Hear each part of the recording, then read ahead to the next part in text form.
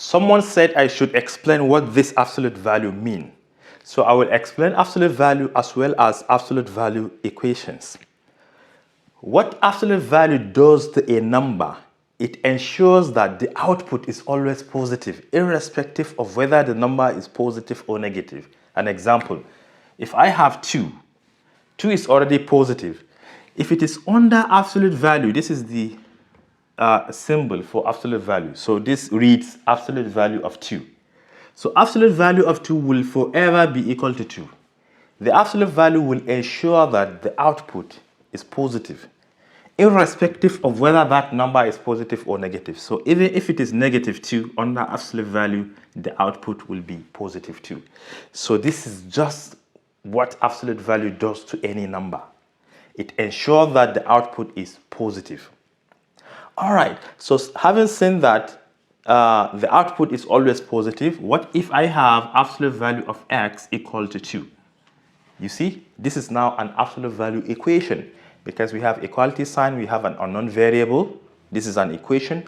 And because of the absolute value, we have absolute value equation.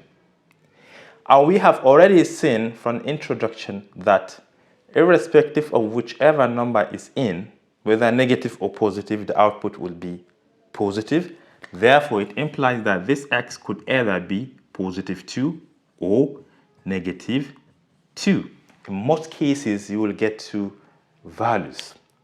All right, so let me give you an example.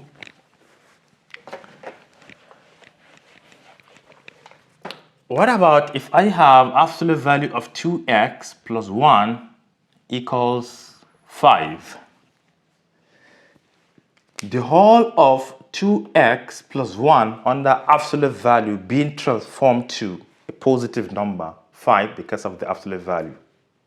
So it implies that this content, the whole of this content, 2x plus 1, could either be positive 5 or negative 5, yes. Because if it is positive 5, the absolute value will maintain or retain that positivity. And even if it is negative 5, it will compress it to positive 5. So this is how you should split the equation into 2x plus 1 equals 5 or 2x plus 1 equals negative 5. This is how you should split them. Because if it is 5, it will remain 5. If it is negative 5, the absolute value will also force it to be positive 5. So you solve the two equations separately. Taking 1 to the other side will transform it to negative 1. This is 2x equals what? 5 minus 1. And 2x equals 4. And 2 times what is 4? Definitely 2. So x is equal to 2 from this equation. What about this one? Taking 1 to the other side will transform it to negative 1. We have 2x equals negative 5 minus 1, which is negative 6. So 2x equals negative 6. Mentally, 2 times what is negative 6? Negative 3 indeed. So x is negative 3. So you see, we have two values. But it's always important to check in the main equation to see whether they will satisfy or not. So if x is 2, 2 times 2 is 4, plus 1 is 5. And indeed, absolute value of 5 is 5. What about if it is negative 3? 2 times negative 3 is negative 6. And negative 6 plus 1 is negative 5. And absolute value of negative 5 is indeed 5. The only thing you will never see, do not even attempt solving.